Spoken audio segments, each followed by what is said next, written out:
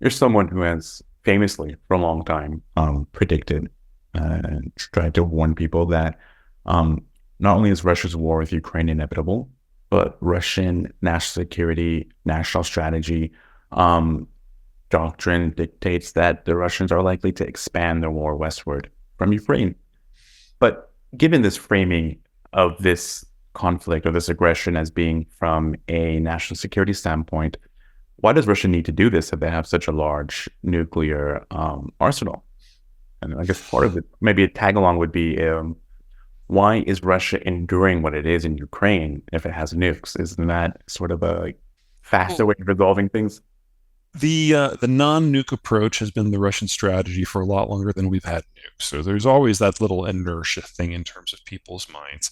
But one of the things that the Russians have discovered since 1990 is they thought that they could do this on the cheap, that they could infiltrate societies, use disinformation, use plants, bribe people, and basically break the democratic processes and the strategic commitments of countries from Estonia to Bulgaria to Azerbaijan to Tajikistan. And what they've discovered is they've just pissed everyone off. The idea was that they could get all the strategic goodies that they thought they needed without actually having to occupy the places. And that has fallen apart everywhere except for Belarus. And so the question then is, can we threaten people to not take strategic decisions that we don't like? So the United States, we're going to nuke you unless you give us an aircraft carrier. That doesn't fucking fly. And that's basically the strategy that you're recommending here, is that as they threaten countries between them and the Western world in order for them to do exactly what Moscow wants. The Russians have discovered very, very clearly that the only way to make someone do what you want is to occupy them. And while we in the West might not see our way of life as threatening the existence of the Russian state, they obviously have a different opinion on that.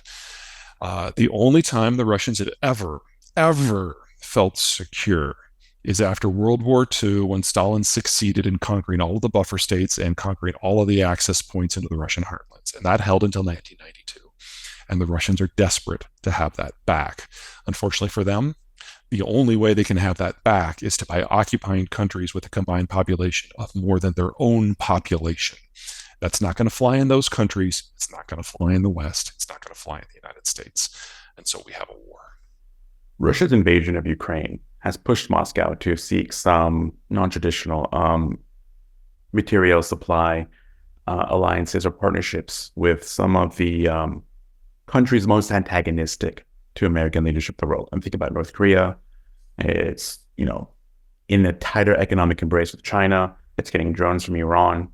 Do we see the potential for an emergence of a Moscow-led counter NATO? And I think, we've seen this once before. It was the USSR, but do North Korea, China, Russia, Iran, let's throw Cuba into the mix too.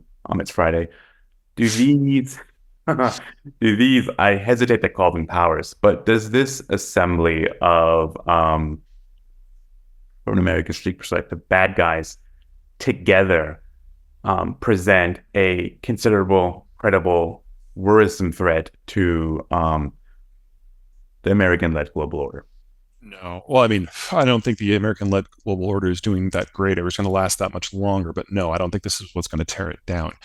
Keep in mind that even at the height of the Cold War, the only Soviet ally that ever deployed troops outside of its own country was Cuba, and that was to Angola. You never had Polish troops in Romania, Romania troops in Eastern Germany. And so even at the height of Soviet dominance, they were never able to pull this off. From a purely logistical point of view, forget political or economic. So you might have places like North Korea and China and Russia and Iran and Cuba not liking how things are going here or there in the world, but them deploying is in a completely different situation. In addition, keep in mind that while Russia has figured out how to deploy a small number of troops in things like Wagner, China has only ever had one deployment outside of its home country, and that's in Djibouti. That barely counts. North Korea has never done it ever. Cuba is not nearly as powerful now as they were 30 years ago. So the capacity just isn't there, much less the coordination, much less the deployment capacity. Now, the dangers to the American-led order are primarily in the United States from disinterest. And I still see the biggest danger to that order will be when the United States wakes up one day and realizes that the countries that are benefiting most from its presence are the countries that it is most opposed to. Because without America providing global naval coverage for civilian shipping, there is no Russian energy industry. There is no Chinese manufacturing sector. There is no Iranian trade. There's not even anything for Cuba. And if the US starts to use its Navy to interfere with those flows instead of protecting those flows, we're in a very different world the next day. And the countries that the United States thinks of as the problems are gone the day after. Thank you very much for your time, Peter. I enjoyed the conversation. And thank you for all of our subscribers and followers for your questions. Please continue to send them in. And I look forward to having a conversation like this with you again. Thank you. Take care.